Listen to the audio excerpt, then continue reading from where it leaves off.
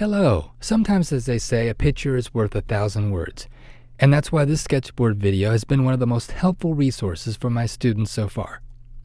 The way this works is that we'll look at the 5-step system from a before and after perspective. In other words, the perspective I used to follow and the 5-step system that I follow today. The first step I used to take was to work on a problem. Now, what's wrong with that? Isn't it normal to try and solve problems? Can you guess what the problem is? And I'll give you a hint. Think about the subconscious mind like a negative imprint in photography. The more we work on the problem, try and solve the problem, try and overcome the problem, what is our unconscious mind picking up? Problem, problem, problem. It's like saying, I'm not going to think about something. Well, you can't help but think of that something while you're trying not to think of that something. In fact, I'll go a step further and say that the more you work on a problem, the more you nourish it, keep it alive, keep pouring energy into it, and the bigger it can get. That's why, as simple and as subtle as it may sound, the first and best step towards creating something new is to completely divorce yourself from thinking about what you don't want and focus entirely on what you do want. And here's the key. Don't set a goal. Instead, create an experiential vision. Create an immersive visual reality in your mind and feel it emotionally. Think deeply about it. What is it that you want to experience? Why would you like this reality? What are the benefits? How is it better than what you're experiencing today? And so on. And as you do this, feel how you'll feel as this starts to manifest. Okay, on to the second step. Like I said, I used to just set goals and start working on them, kind of like flinging mud up against the wall and hoping something sticks. But in our 5-step system, I turned to balance. You can think balance as the cause, and vision as the effect. Balance is what brings your vision to life. Now, by balance, I mean principle-centered habits. The important difference here is that the primary trait required is humility. You don't need to control outcomes or force reality to bend to your will. You just need to accept simple, natural laws and principles that, if followed, will help you realize your vision. They will do the heavy lifting. All right, now, this is where things get interesting. At the third stage in my old methodology, I usually entered a perpetual cycle of temporary success followed by failure. I went around and around in circles. Now, notice what's happening. By setting goals and just trying things randomly, I'm in an activity trap. I'm so busy working that I'm not aware of the real problem. See, if the real problem is in my subconscious mind, hidden drivers that are automating failure, but I'm too busy to notice them, then I can't diagnose the real problem. I'm just randomly trying other people's prescriptions. I'm never asking myself, why am I in this position to begin with? What's the root cause of the problem? However, in the 5-step system, I invite this resistance from my inner mind to balance. And believe me, the core drivers to the problem usually come out. So what does this mean, inviting resistance? I get this question all the time. Well, when we see how easy that balance can manifest our vision, we often think it's too good to be true. Or maybe we think it's too hard. So keep peeling back the onion. Keep allowing yourself to shoot balance down.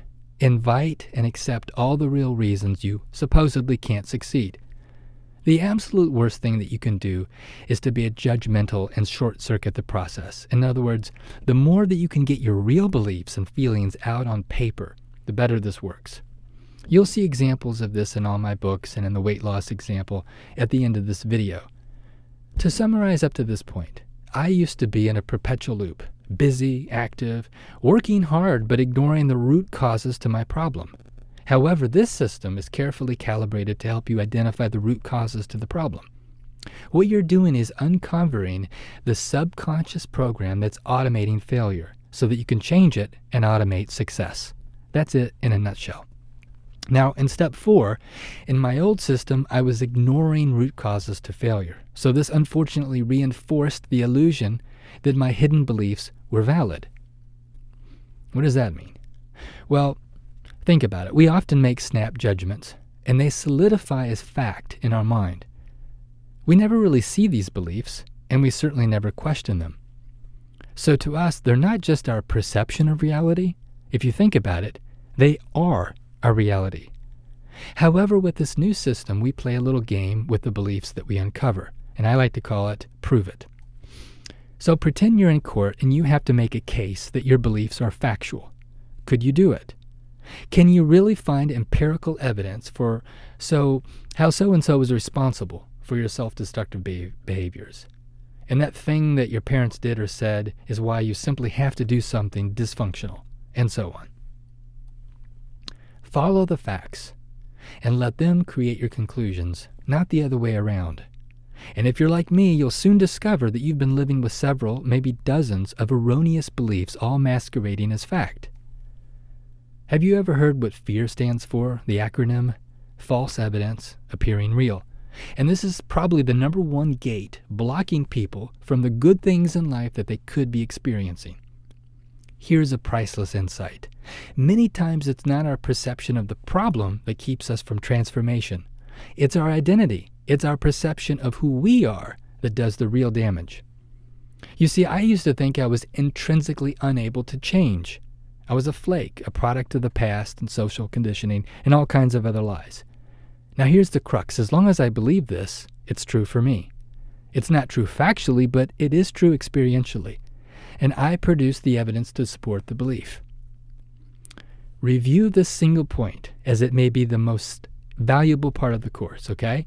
When you create an identity around a problem, you make it mentally inseparable from who you are, and pretty much impossible to change. However, when you follow the fact trail and realize that your beliefs are founded on illusion, you can watch them and the identity that you constructed around them dissolve instantly. That's why this is the most powerful system around, much more potent than holding on to old mental programs while trying to simultaneously introduce new ones. On the 5th level in the old system, you're in continuous bondage, but with the 5-step system, you're free. It's like having a huge weight lifted, and you can move freely to your vision. All you have to do is take one step toward balance and watch it do the heavy lifting. Now, if all this sounds nebulous, let me show you a real-life example. In my old world, I used to work on my weight problem, keeping the problem alive and well-fed by habitual introspection on the death grip that it had on my life. So I set out to solve it by setting goals and working hard, and boy did I ever work hard.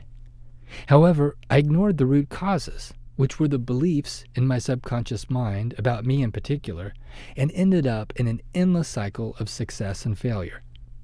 This only served to reinforce my beliefs about me being such a failure. After all, I could point to 10 years of consistent failure. So this pretty much reinforced my hidden beliefs. And ultimately, this helped keep me a permanent hostage to the problem. But thankfully, I discovered a way out. For the first time in 10 years, I saw a reality that had none of the mental and emotional artifacts of the past. It was a fresh new reality where I enjoyed physical vitality and abundance without toil and strain. Then I saw balance as the simple vehicle to usher in this reality. Immediately, I started thinking of all the reasons this couldn't work. I was unbalanced. I liked extremes. Balance seemed boring, benign, antiquated. I was always looking for loopholes. I was sure this would fail. Now, some of the false assumptions driving this resistance are listed here. Look at these carefully. You might be holding yourself back with some of the same mental programming. To use a computer metaphor, this is the hidden program running inside my mind, automating failure. However, for the first time in my life, I copiously examined these beliefs, and one by one realized that they were all resting firmly in midair. They weren't grounded in principle or reality at all. And at that moment, I had the feeling of weightlessness. The beliefs and the identity that I had unconsciously formed around them imploded. Finally, I decided to take one small step toward balance and see what would happen. I put a dream on autopilot. Instead of having to wake up every day and beat my mind and body into submission, my new reality just seemed to happen on its own. I had discovered a set-it-and-forget-it way of attaining my vision. How? By changing how my reactor reacted to food and exercise. I no longer perceived food as an addict, an escape from my world of problems, a trigger I couldn't resist, an external power over me. Instead, my reactor perceived food with balance. So I reacted automatically to any encounter with food with balance. Put simply, I lost all ability to overeat. I just ate what I wanted and needed, and the weight fell off automatically with ease. I also lost the desire to over-exercise. I didn't need to. And all of this melted the fat away on its own. Is this starting to make sense? If so, you might be able to understand why I've been so excited to share this with others. Plus, it's an easy step-by-step way that you can improve just about any area of your life where your thoughts are a primary reason you can't change. In fact, I've used this in many areas, as you can see on the slide, from career and income transformation to personal productivity, even tackling chores that I avoided like the plague. Well, thank you for your interest and attention in this system, and I wish you all the very best in applying it to your life. All the best of success and happiness.